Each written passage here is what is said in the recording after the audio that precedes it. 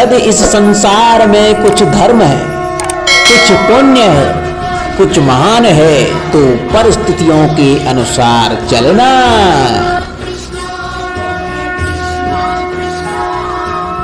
क्या जटायु स्मरण है आप सबको? वो जिन्होंने रावण पर क्रोध किया था, उस पर आक्रमण किया था।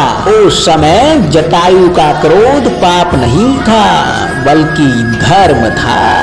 इसीलिए अंत में उन्हें भगवान राम की गोद मिली। और कुछ ऐसे भी होते हैं जो धर्म को सहनशीलता समझकर हर अन्याय को सहते हैं और अंत में वो बाणों की सैया पाते हैं। यदि कोई पशु या व्यक्ति अकारण आक्रमण करके किसी निर्दोष के प्राण लेने की चेष्टा करता है, तो निर्दोष की रक्षा हेतु उसका वध कर देना पाप नहीं, समय की मांग है। क्योंकि आक्रमण ही आत्मरक्षण भी है। यदि किसी दुष्ट की सहायता करने से किसी सामान्य मनुष्य को कष्ट पहुंचे, पीड़ा पहुंचे, तो उसे सहायता ना देना ही धर्म है। अकारण क्रोध अस्वीकार है, परंतु क्रोध से कुछ शुभ हो तो क्रोध और दंड भी धर्म ही है।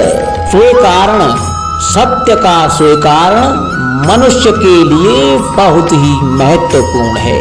जब तक मनुष्य सत्य को स्वीकार नहीं करता, उसे असत्य से लड़ने की शक्ति प्राप्त नहीं होती। जब आप भोजन करते हैं तो क्या होता है? आपका पेट स्वीकारता है कि वो भर चुका है और आप भोजन करना बंद कर देते हैं। जब आपको निद्रा आती है तो क्या होता है? आपका मन स्वीकारता है कि आपका शरीर थक चुका है और उसे विश्राम की आवश्यकता है। उसी प्रकार जब आपको किसी व्यसन को रोकना हो तो आपको स्वीकारना पड़ता है कि बहुत हो चुका है, चाहे वो लालच हो या मदिरा पान। उस व्यसन का त्यागना तभी प्रारंभ होता है जब आप ये स्वीकार कर लेते हैं कि उस व्यसन के आप बंधक हैं। इन पक्षियों को देख रहे हैं आप, इनका उड़ना, वायु में इनका संतुलन बनाए रखना, इनको उड़ते देख आपके मन में भी इच्छा होती होगी कि इनकी भांति भी आप स्वतंत्रता से उड़ पाएं। ईर्ष्या होती है ना जब आप इन्हें इस खुले आसमान में विचलन करते देखते हैं।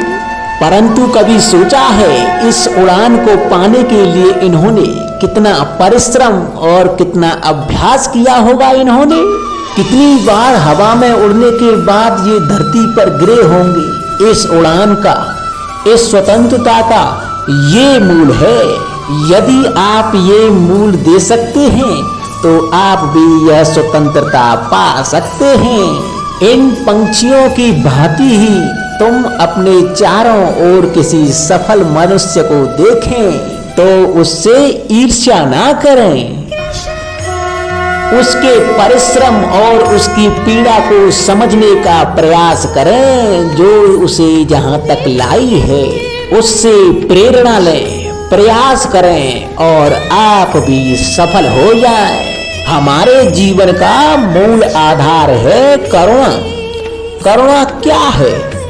करुणा दया नहीं, करुणा वो भाव है जिससे हम दूसरे की समस्या को समझ सकते हैं, उसकी कठिनाई को अनुभव करते हैं। इस संसार में सारी समस्याओं का मूल है एक दूसरे की परिस्थितियों को ना समझना, और इस समस्या का हल है करुणा। करुणा किसी पशु पक्षी के प्रति हो या किसी मनुष्य के प्रति, ये आपके जीवन में संघर्ष और कलेश जैसी भावनाओं को दूर रखती है। राधे राधे।